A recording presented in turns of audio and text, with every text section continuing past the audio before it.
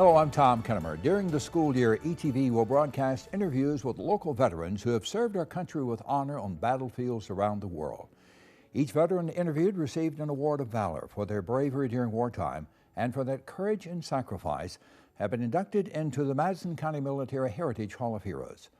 Our interview today is with U.S. Army veteran Bill Badoud. Bill served as a U.S. Army aviator during the Vietnam War and is the recipient of the Distinguished Flying Cross for his bravery while serving in combat. He was inducted into the Madison County Military Heritage Hall of Heroes in 1991. We interviewed Bill last spring, and sadly a few weeks following our conversation, Bill passed away. Here now is our interview with Bill Badoud from April of 2017. Bill, it's a pleasure to have you with us today, sir. Thank you for being with us. Thank you very much, sir. Thank you for your time. Yeah. Tell us a little about yourself. Now, you're not originally from this area, right? No, I grew up in Washington, D.C. The family moved there when I was about 10. So I went through school in D.C. and then I went on to the University of Maryland. But I had 4 brothers and 2 sisters, so it was a busy Pretty big family. Was your dad in the military? No, he wasn't. He was a little out of the age range, but my Uncle Tom served in the Pacific in World War II. Yeah. And matter of fact, you had quite a line of uncles and cousins or whatever that served during Korea and World War II, right? Yes, and then in my own family, my brother Dale was in the Armored Cav. Yeah. My brother John was in the 82nd Airborne. Yeah. My oldest son was a medic in the Army. Yeah. And several nephews. Did you become interested in the military or aviation while in high school? Yeah, very early on, you know, where our house was, we were sort of on the edge of the flight path for Washington. They used to spend a lot of time watching planes. And that's how I picked University of Maryland, because it had Air Force ROTC. And I was in the engineering school, but I was an ROTC student as well. Yeah. And you were going to the University of Maryland, and you're about to get drafted, right? Tell us how that proceeded. I was in my 3rd year of school at the University of Maryland, and the build-up to Vietnam had started in earnest. And along with that, under the old draft system, my draft board canceled student deferments. And I became, instead of being protected, I was liable for the draft. In fact, when I got my draft notice, my ROTC advisor, Major Maine, looked at it and said, "Oh yeah, you're screwed." I said, it's inevitable, right? He said, "I'm in my 3rd year, can't you help me?" He said, "No." But he said, if he was an amazing guy, and but he explained my options, even as a draftee, and my opportunity to fly in the Army, because the Army was building up the aviation assets and looking for helicopter pilots, well, all pilots. And so he gave me the step-by-step, the right questions to ask, the induction board and the recruiting NCOs, and he helped me amazingly. I mean, and this was what, 66? 1966. Yeah. And you were an engineering student, right, Bill? Yes. Yeah. So what happened then? You volunteered? You went to... Well, I turned from a draftee to a volunteer while I was in the draft office. Okay. Because they get, you had to volunteer to get the Warrant Officer Flight Training Program. Okay. Officers Candidate School was not offered to young men prior to college graduation. I see. But the Warrant Officer Program opened that door to be a warrant officer and fly in the Army. Because there was a lot of young men that hadn't graduated. So they had that program. But so I entered the Army with, I was tagged for the Warrant Officer Program. Okay. But they told me, once I was on active duty, because of my education and background, the OCS recruiting officer would come. And he did. And then once I was on active duty and basic training, they converted my paperwork. I had to trade in my warrant officer guaranteed flight school orders to go to OCS. And they told me that I could reapply for flight school. Now all of this was while you were going to, was it Fort Polk, Louisiana? Yeah, Fort Polk. Boot camp? Yeah. I won't talk about that. Immensely fun. I have a, I have a reference for Fort Polk. But, while I was there, so I said, well, if I go to OCS and I get commissioned, then I can reapply. I'd rather go to flight school as an officer. Right, And, sure. and so that all worked out. Yeah. You know, my training first sergeant told me when the OCS officer left, he said, I'm glad to know that you're going to be a shake and bake officer. But he said, while you're here, I'm going to make sure you understand how the Army really works. Yeah. Boy, did I ever learn. Well, it was good information, I'm sure, that helped you along the way. I guarded a lot of pine trees and did a lot of KP. You were really good at that, proficient, yeah. I was well trained. Yeah. Now, when did you first start flying, and when did that come about? Well, I went through basic training and then AIT for spacing, and then I went to transportation, OCS, at Fort Eustis, Virginia. That was my first choice. I see. And the reason I wanted to go to transportation, that branch of the Army had the most allocations to flight school. It was the best route for me to get there. Okay. So then when I was graduated from OCS in the spring of '67, I'd been in the Army a whole year. Right, yeah. And then I got orders to go to flight school from there. I see, okay. And so then I started at Fort Walters, Texas in primary flight. When I finished that, I went on to advanced flight at Fort Rucker, where we got introduced to larger aircraft and the now famous Hueys. Right. And combat and tactical flying training. Right. Is that what you flew mostly, Bill, the Hueys? Yes. Yeah. Then after that, I kept raising my hand. I went to aviation maintenance officers school. Right. So I learned all the maintenance operations for the Army aircraft, all the aircraft. And then I called OPO, Officer of Personnel Operations, and said, I'd like to go. He said, we have a school for you. Another school, He okay. said, it's in Southeast Asia. He said, the colonel said, you know, Badoud, he said, you've been in the Army 2 years and haven't had a job yet. You got to go to work now. You know, get some duty out of you, right? Yeah. So when that was '67 that you went, or '68? I actually went over in '68 after I finished the AMOC course. Yeah. Where did you first go? Where? What part of Vietnam? Well, I landed outside of Saigon at Tonson Newton, and I was.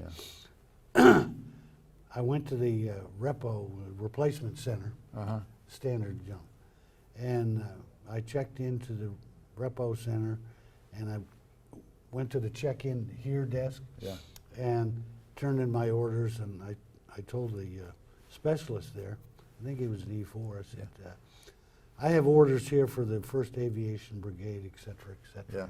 And before I finished, he said, okay, sir. He said, that's just your ticket over. We'll find you a job here in the country. Something will be available for you, I'm sure. Right? So he took my orders and he said, come back in the morning, but don't come in until you see your name on the chalkboard in the front of the building. Okay. Yeah. So I've been in intense training for 2 years. I'm not used to this mill around, shuffle around the whole day. Right. But the next morning, about the middle of the morning, I saw my name on the chalkboard, so I went in. I think it was the same kid, but I'm not sure. Yeah. And he shuffles through all these newly printed orders, and he says, oh yeah, here you are. He says, and he looks at him and he says, 9th Infantry Division. Well, I was a transportation officer and a pilot. I didn't know anything. Right. So then he just sits there, he waits for my head to explode. I said, you see my wings and this brass? I'm an aviator. Nothing on me says infantry. Yeah. And he starts to laugh and he says, okay, aviation battalion. Okay. But they waited, it was just a mousetrap. Yeah. Okay. I got excited. I felt kind of silly, but they had a good laugh at my expense.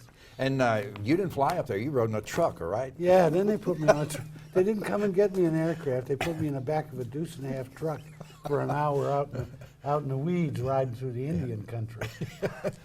What's wrong with this picture? Now, Bill, you went into, when was it you started flying after you were attached to this outfit? Immediately. Okay, yeah. Had an orientation flight the first day, had an in-country training flight, which proved to be essential for everybody. But you start out like as a co-pilot, at first, or Yeah, how did I it work? went with a aircraft commander. I was the pilot. I was Right. the Okay. pilot. Yeah. There's always two aviators. Right. There's the aircraft commander, and then there's the pilot. And the more experienced officers, regardless of rank, Right. were aircraft commanders. Right. You had to kind of earn that. Now, Bill is aircraft commander and co-pilot, if you will, and crew chief. Is it three crew members, or is it four? Or how many? Four. Four. Okay. There's the there's the aircraft commander, then there's the pilot or Right. the co-pilot. Right. Sure. And then there's the crew chief. He's really the primary mechanic on that aircraft. Okay. And he rides with it, he works with it, and he mans one of the machine guns on the back doors. And then there's a gunner on the opposite side. Okay. Yeah. There's always two gunners on the see. helicopters, combat helicopters. I see. I see. So you've been there. Now talk about when you first started flying missions. Did you have any time for relaxation, or what did you do for relaxation? Did you throw a sheet up and have a movie or something? Well, Or- they did do that. The regular pilots did that, but Yeah. because of my role as the maintenance officer, I had more on-base hangar responsibilities. So I was working constantly, daytime, nighttime. Yeah. But the regular attack helicopter gun crews, this was a gunship helicopter company. Okay. We flew in support of all the heavy lifts, the rescue missions, and everywhere they needed guns, I see. which was everywhere. Yeah. Yeah. But we always flew in pairs, Uh-huh. two aircraft. I see. Yeah. I would typically only fly hot combat missions when all hands were required. There was a big action or a big activity, and they needed extra fire teams. Yeah. But my role was to fix all of the broken, shot down aircraft, I see. and then be the first sucker to test fly them after we put them all back together to make sure they were safe Right, to right. go out for the next day's missions. And if you were in charge of having them repaired, why, you should be the one to test them out, right? Yeah, it worked out that way. And there were a fair number of surprises. Yeah. It's like anything, it's like owning mechanical, a car. yeah. It's just a machine. Yeah. And you do everything you think is right, and you get in to go to the grocery Right, store, yeah. and you have a flat tire. Yeah. Well, Yeah. you don't expect that. And Things happen. Yeah. Same thing when the tail rotor comes off. It gets Yeah. very exciting. Yeah, I can imagine. I can imagine. Bill, we always like to talk to veterans about the friendships they form, while in service, while in combat. Do you stay in contact with a lot of your friends that you made in Vietnam and in your Army career? Yes, I do, and I'm fortunate in that. I went to some school. Through those schools, I got to know a lot of people pretty darn well. In fact, some of my classmates are a little more aggressive in that regard. Yeah. I've had the opportunity to attend class reunions over the last 4 or 5 years. Great, right. And then every now and then there's just a surprise drops out of the clouds. Yeah. A couple of years ago, a new book came out about the 9th Infantry Division. Yeah. So I called the publisher and ordered a couple copies, and then when I got the book, I said, I'd like to have an autographed copy. And I know this guy that wrote this book. Yeah. He was, Colonel Hunt was the chief of staff of the division. Uh-huh.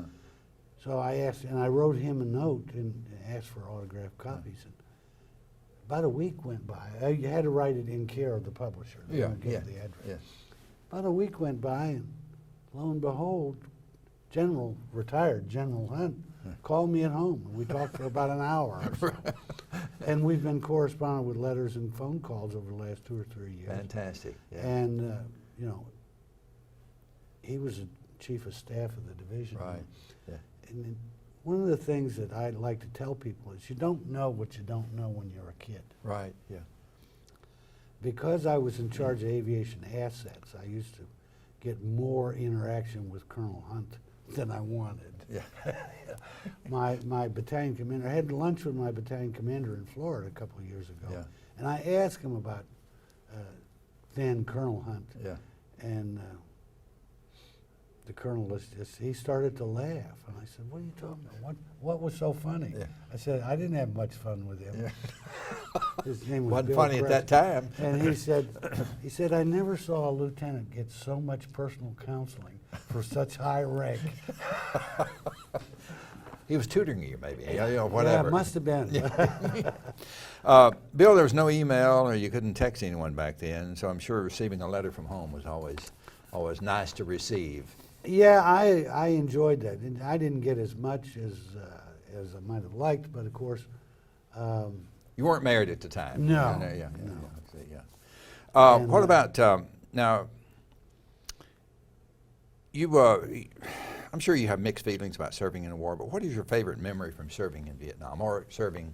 I think you served. Was it 7.5 years? 7.5 years. Of serving in the military. Well, some of the best memories is people don't understand the military because and they just think that it's out there somewhere. And of course, the Army wasn't my first choice. I already told you that. Yeah. But the Army treated me really well. Yeah. Kept opening doors of opportunity and provided additional education. In fact, I was allowed to finish my bachelor's degree while I was in the Army. I see. They offer lots and lots of opportunities.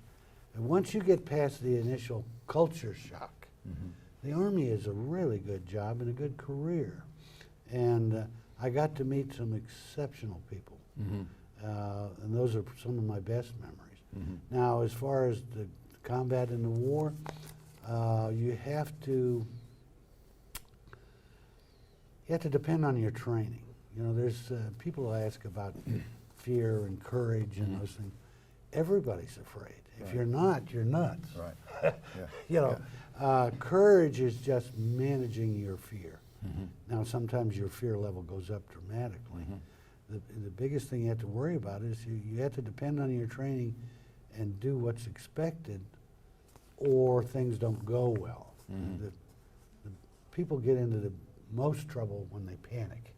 And panic is a mindset that you forget your training. You just do irrational things. Right, sure. But the people I worked with and the dedication of the young people, I talk about the mechanics and all those people around me.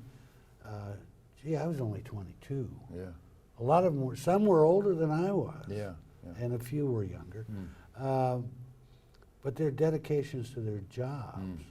When you're talking about support troops and mechanics and cooks and mail clerks, nobody talks about those guys. But if they don't do their job, the morale goes downhill rapidly. Takes teamwork. Yeah, sure does. Takes teamwork. It takes a special breed of lunatic to go out there every day and get in these gunfights. I know, because I tried it. I get back and I say, what was I thinking? Yeah. Now, you're in different parts of Vietnam. Bill, describe the country for us. It's it's a beautiful country. I started out really east of Saigon in the 3rd Corps area, and a base camp called Bearcat. Okay. And I spent about 4 or 5 months there while the Delta base camp was built. Okay. And then I moved way down in the Delta where everything was wet, rice paddies, canals, creeks, huge rivers. A lot of rain, rain almost every day or months. Yeah, absolutely. Yeah. During the rainy season. Yeah. You just figured it was a soggy days. So, and of course living in a tent didn't help much either. If somebody was really unhappy with you, they'd come through and they'd touch a spot on the tent. Yeah. So long as you didn't do that, the water would run off. Right. But as soon as you touch it, it would start to drip. So it wasn't necessarily a 5-star tent, right? No, absolutely not. Bill, as we mentioned earlier, you received the Distinguished Flying Cross for your service to our country while serving in Vietnam. Tell us about the battle or combat action that led to you receiving this award. Well, it actually happened twice. And I didn't think it was that exciting. It was a difficult task.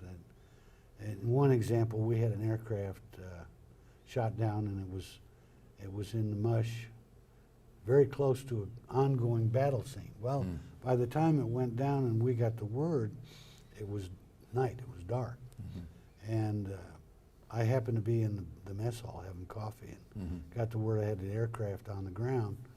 So I went to operations and collected the information. I called down to the hangar where the night team was working. And I said, we got an aircraft down. I'm going to need 2 mechanics, a tech inspector, and I'll organize a flight crew from ops. We'll go down in a slick. The crew chief examined the aircraft before they had to abandon it. And he knew exactly what technical issues had been damaged and what we could bring to fix that bird and fly it out. Fly it out, yeah, okay. And so while I'm doing that, my NCO in charge of the night team down at the hangar is organizing a volunteer crew. And I get down, and they're having an argument, almost a fist fight. I'm asking the NCO, I said, what's going on? What's the problem? He said, everybody wants to go. I said, are they nuts? Don't they know that this is dangerous and we're going to have a problem? He said, yeah, Lieutenant, but you always come back. That was gave you a good feeling, didn't Yeah, it? I said, okay. So anyway, we selected volunteers and we took off and we flew about an hour further south to the battle area. And we found the aircraft. And it had the damage. The crew chief had given us the correct information. We took a case of transmission oil, a case of hydraulic oil, and replacement lines for those that had been damaged by bullets during the battle. Right. And while the mechanics were making those changes and the tech inspector was surveying the rest of the aircraft, our fears came true. The bad guys were looking for that aircraft as well. Sure. And we were still working on it when they started showing up. The good part about it, if there's a good part, it was only a small scout team. So we were about evenly matched of 5 or 6 to 5 or 6. But we had an ensuing gun battle on the ground while they're fixing this aircraft. Now the aircraft that took us in, we didn't want them to shine their lights on our work area. We're going to use flares, because that would show pinpoint things. Yeah, that would show the bad guys where we were. They were orbiting close by in case our efforts didn't work. They were there to pick us up and take us out. Well, we got the aircraft up and running. We went through our primary flight checks, and the slick landed and took the mechanics and tech inspectors. Now the slick, explain the slick. Slick is a little bit bigger aircraft, and that's what a troop carrier. Okay, yeah. And not loaded with guns, in other words. No, my aircraft in the mud was loaded with guns and ammunition. Right. But they got back on the troop carrier and were out, and we had to take off. And, tracers going everywhere. And we weren't 200 feet off the ground, and the aircraft, we're getting shot at. Well, they hit the door hinge, and that door opens and flops up like a bird wing. Wow. It's about to go up through the rotor, which is going to kill us anyway. We had to go back in the same mud hole and bend that door down and tie it with a cargo rope and then take off again. Well, then the slick followed us back toward the base. While we were flying, John Holliday, we called him Doc, but he was a good pilot. He and I are flying, and we're looking at everything, and we don't have enough fuel to get back. But there's a little bitty Navy base in a bend in the river.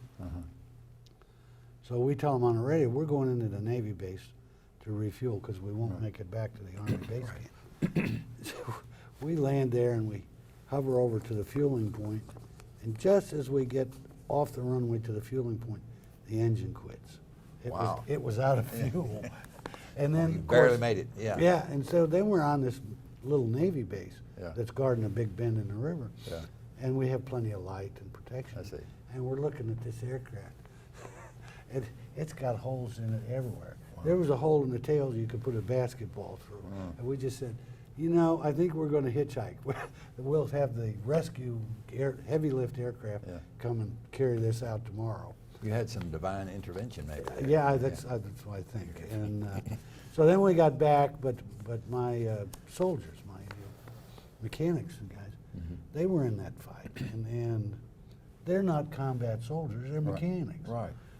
But they fought calmly, like experienced soldiers. That's where the So training kicked in. Yeah. You know, because Yeah. I would just tell them what to do and Yeah. tell them keep calm, just keep firing. You know, when you see that tracer coming this way, you shoot straight back at it. Right. But I spent the rest of that night. I wrote up medal recommendations for those guys, Right.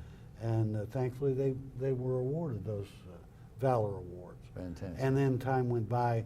Somewhere up the line, they decided, well, if this bozo's leading all these guys, The man in charge should receive some. Yeah. So then somebody decided that I should get a Distinguished Flying Cross out of it. I just thought I was doing my job. Well, I think it's well deserved. Yeah, certainly. Bill, who do you feel helped prepare you the most to take actions that you did in combat? You talked about sergeants before that's helped you through some of the boot camp. The guys that I went to school with at OCS, Mhm. there was months of high stress environment and a lunatic situation. Yeah. Which was all designed to shake out people that couldn't handle the stress. Mm-hmm. Well, there were some senior guys, 8 or 10 years older, that were familiar with the Army.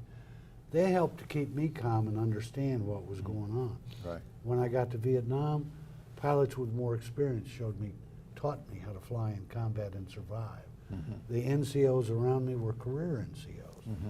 They were quite comfortable in the workloads requirements and how to piece things together. Mm.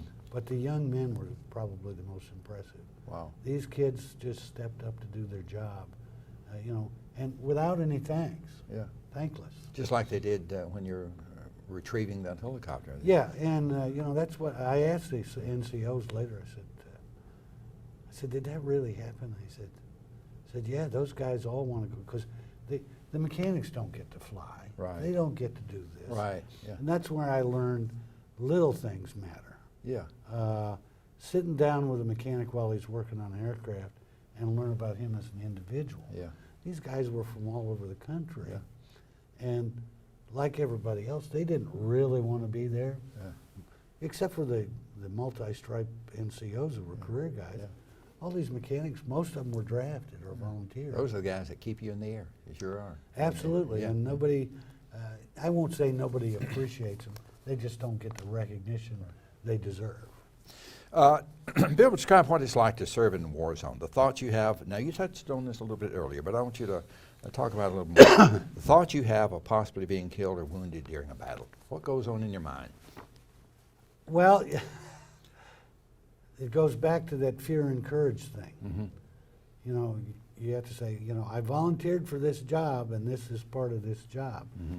If that aircraft is down or those infantry troops are being inserted, my job is to protect them, either flying a gunship or recovering one that's down. Mm-hmm. So you start off, you're well trained to do that, Mm-hmm.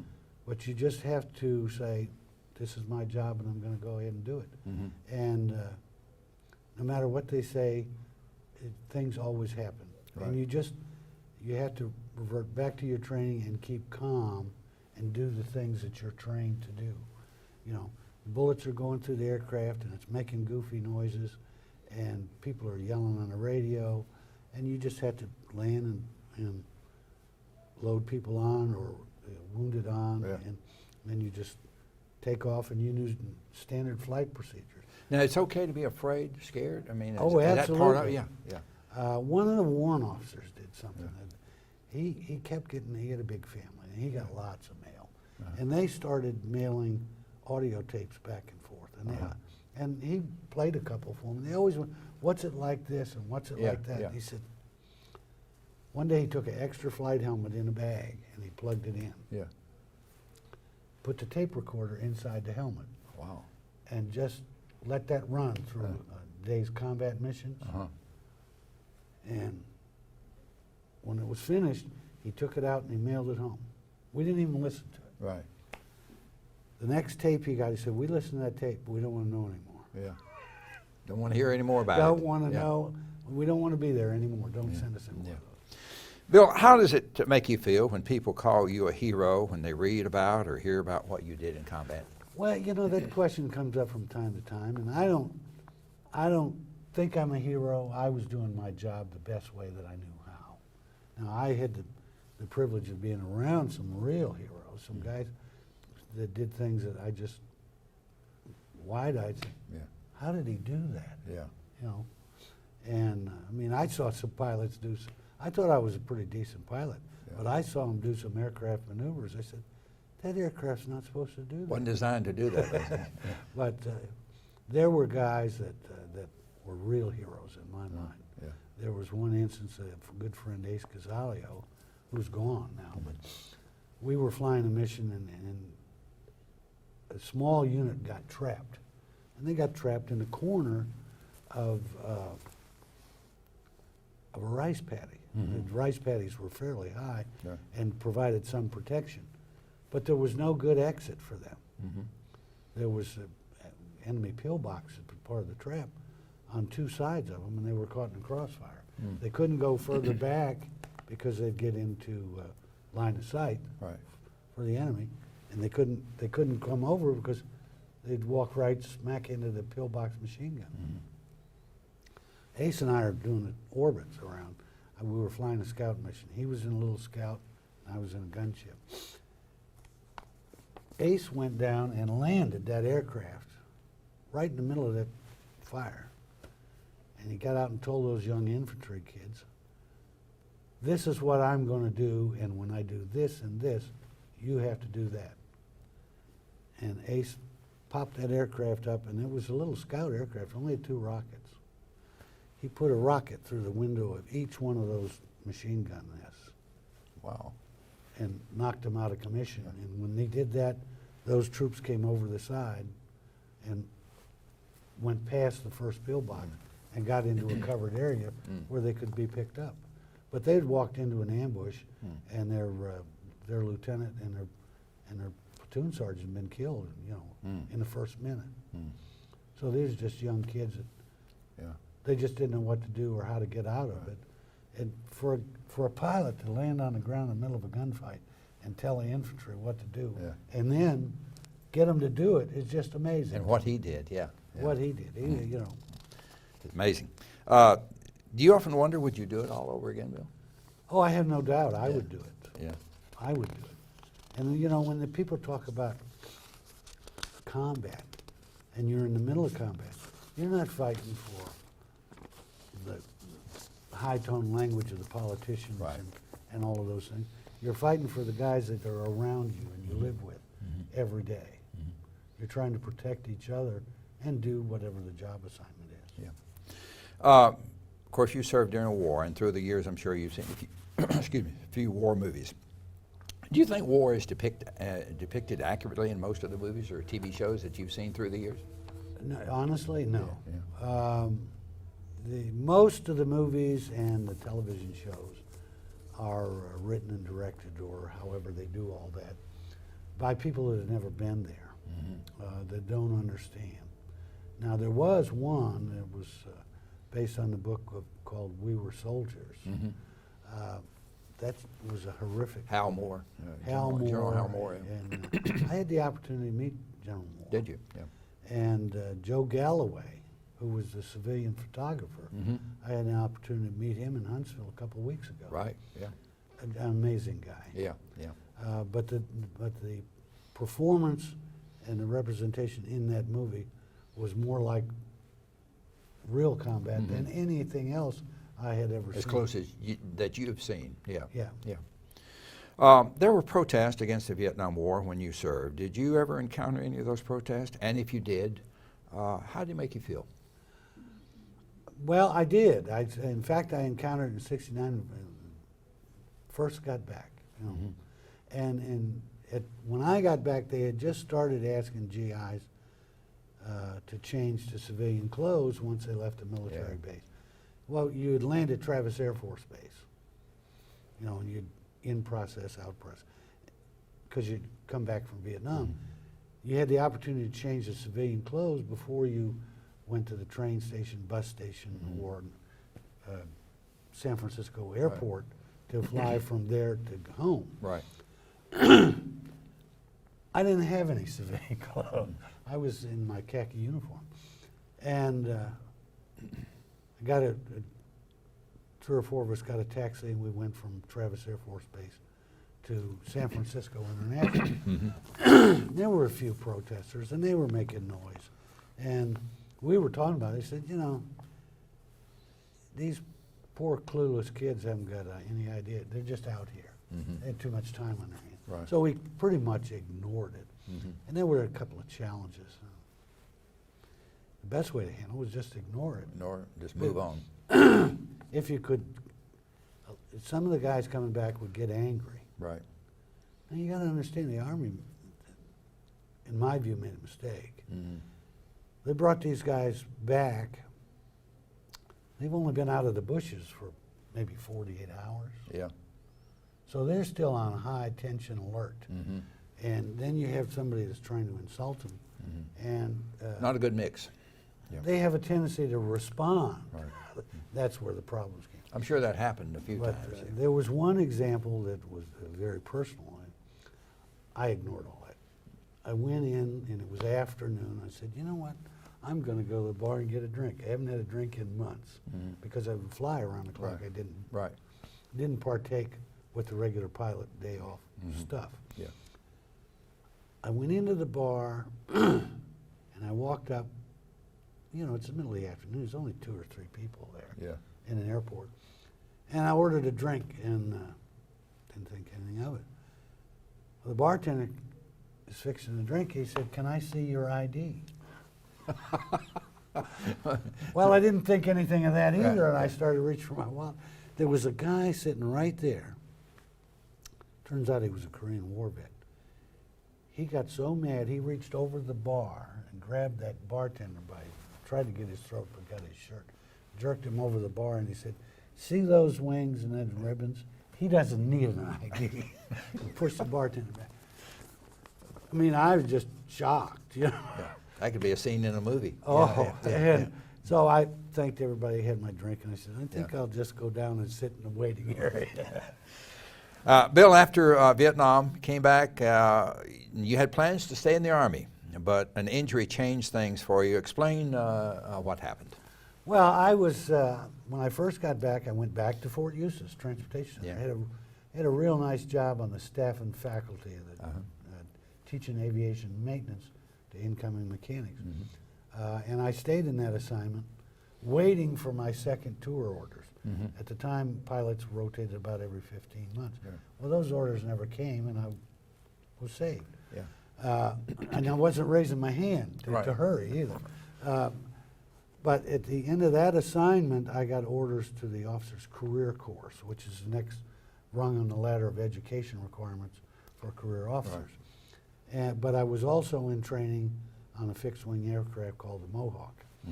And, you know, it was a fun aircraft, but a little bit dangerous. But I had to qualify, and then I had to use the ejection seat. It's the only aircraft in the Army had an ejection seat, and I had to punch out. Well, that really injured my back. And from there, they sent me to Walter Reed Army Medical Center in Washington, where all the neurosurgeons and spinal specialists were at the time. And I guess I was a mess. That's what the doctor said. And I was there about 3 months through the summer. And because of that, I missed the start of my career course. I see. Class. I see. So then I was in limbo. I didn't have a job, and I missed the start of my class. Well, the Army was in a major effort to reduce its size. And they call that a RIFT, reduction in force. Well, they're firing officers left and right and reducing enlistments, and the Army's trying to shrink as rapidly as they can. And there was no assurance I would get repaired and back to flight status, which is what I really cared about. This was like 74, 75? 73. 73, okay. And so my wife and I had a long talk about it. I said, you know, if I can't get back or this, I've already had several years in grade as a captain, and I knew what the promotion track was for the next grade, and they included school, but they were retiring or firing officers that were senior to me, ahead of me in the track. I said, do we really want to stay 5 more years as a captain, only to find out then that the rules are changed and I can't get promoted and I can't retire? So I said, if we're going to have to start over, let's start over now. So my wife Debbie and I decided that was probably the best route for us. Mm-hmm. So I left after 7.5 years when I was eligible and started a new career in the corporate life. Yeah. You mentioned being married to your wife Debbie. Tell us about your family and how did you eventually wind up in Huntsville? Well, Debbie and I got married while I was on active duty and I was at Fort Eustis. I met her after I came back from Vietnam. Mm-hmm. And we got married and we had 3 boys and they were a couple years apart. Uh-huh. She wanted a little girl, but that didn't look like that was going to happen. So one day I went in the house and I said, you know, I'm looking at an idle diaper pail. And I looked at it and I said, you know, if I ever throw that thing away, I'm not going to buy another one. She took it right out in the garage and threw it away. She said 3 was enough. And it turned out it was. Yeah. Between schools and sports and Little League and You've been married for, what, 46 years? 46 years. 46 years. Congratulations. And my wife used to have Reader's Digest used to do the military section of cartoons. Right, comics. I remember that, yeah. For 20 years, she had a clipping from the Reader's Digest. 2 ladies standing up talking and a guy laying on a couch behind them. And one lady's advising the second that you should always marry a military man. They take orders well. Boy, do I know how that works. So how did you wind up, you worked at SCI, is that right? Yeah, when I first got out, I got into the packaging industry and doing some engineering design work and marketing. Right. And I changed companies, and then the second company had a packaging group, but then they had some affiliated product groups and things. Mm-hmm. But somebody that I worked with in the packaging industry had moved to Alabama and working with SCI, Mm-hmm. running one of their mechanical product operations. I see. And an opportunity opened up, and they needed somebody with an engineering background Mm-hmm. in marketing and business development for Right. mechanical products. Yeah. And Doug Prestegard was the guy. And he told one of the founders, Leonard Mitchum, he said, I know a guy up in Illinois that would be good for this. Yeah. So they called me and I flew down here, Mm-hmm. and it worked out. Good. SCI offered me a job, and I spent the next 15 years doing that job, working for one of the founders, Leonard Mitchum. You were never stationed at Redstone during No, your Army career? no. Yeah. Okay. Redstone was a different set of Army technology. Yeah. Yeah. Okay. Yeah. Now, do you have grandchildren, Phil? Yeah, I have 4. I have Yeah. 2 that live here in Huntsville and Yeah. 2 that live in Atlanta. Yeah. My oldest son has 2. My youngest son is married. He has 2. Yeah. My middle son is not married. Yeah. And as a matter of fact, he teaches school here in Huntsville. Fantastic, fantastic. Now, of course, after retiring, you haven't been idle. You've been busy. What's keeping you busy these days? Well, I sign things. Besides honeydew projects, okay, and we both have. I sign things worker bee. Okay, worker bee. Okay. Because I get involved in military projects and community projects with the Association of the United States Army. Right. I'm a member of the Veterans of Foreign Wars. Mm-hmm. I'm a member of the Vietnam Veterans Association that hosted a big welcome home activity a couple weeks ago. Yeah. And I'm also a member of the Vietnam Helicopter Pilots Association. Yeah. And they're all good community service organizations, and they always have projects going, and they always need worker bees. Right. I've been in charge of a lot of things most of my life. I don't want to be in charge anymore. I'll show up. If you want me to wear an apron and serve hot dog rolls, or if I show up and you give me a shovel and say, dig a hole, that's fine with me. I don't want to be the guy that's planning it and responsible for it when it turns out in the end. You serve at their pleasure, right? Yep, I've been there, done that, got a lot of T-shirts. Right. But my wife says that I should stop hanging out with some of those guys. They'll probably be a bad influence on me. Starting late in life, right? Okay. Bill, this will be our final question. What advice would you give to young people who may be watching this interview And I know you've touched on it a little bit during your interview, but these youngsters might be considering a career in the military. What advice would you give them? I would tell the kids, I tell young people all the time in high school presentations. Mm-hmm. The parents don't typically talk about it because they don't understand it, but mm-hmm. they ought to have a serious conversation with a couple of recruiters and find out how many real opportunities exist. Mm-hmm. Now we have some fortunate families here in town, and kids know that they're going to graduate from Huntsville or Lee mm-hmm. or Grissom, and they're going off to college and they're trying to figure out what they want to do. And you know, I point out to them, I said, you know, you could sit down with a recruiter in the Army, because the Army, or all the branches, they need everything from musicians, you know, and aviators to veterinarians. Mm-hmm.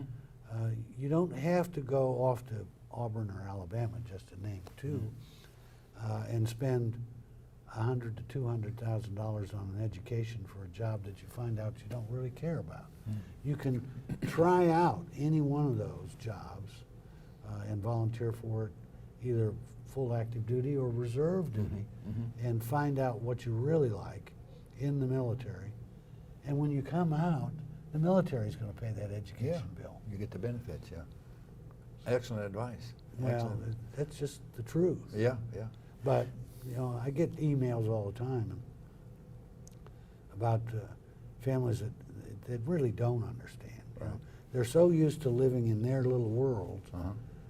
that they don't recognize the value and the diversity in this country until you go down to basic training graduation for one of your sons, and you see Hispanics and blacks from all over the country. Yeah, right. All these parents who come to watch their kids march. Right. Yeah, yeah. And when the kids are marching, they're learning to live with each other and deal better with each other. Yeah. Bill, that's some excellent advice, sir. Listen, thank you so much for participating in our oral history interview series and allowing us to preserve your military experience for the people of this community. If you'd like more information regarding this interview or any interview in our Military Heritage Series, please visit the Madison County Military Heritage Commission website at mcmhc.org. I'm Tom Kennemer. Thank you for being with us.